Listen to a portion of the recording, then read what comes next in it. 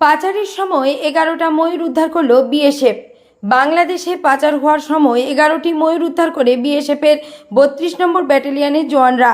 সেই ময়ূরগুলিকে পুরুলিয়ার জঙ্গলে পাঠিয়ে দেওয়ার ব্যবস্থা হয়েছে বলে বন দপ্তর সূত্রে জানা গেছে।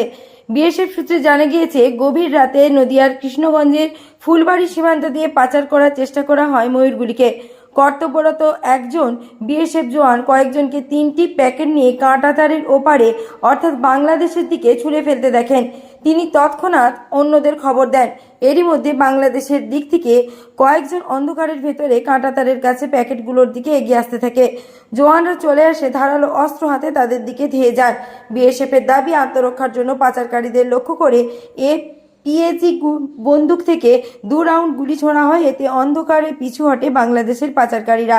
বিএসএফের দাবি, পাচারকারীরা বিএসএফকে লক্ষ্য করে 1 রাউন্ড গুলি ছোড়ে।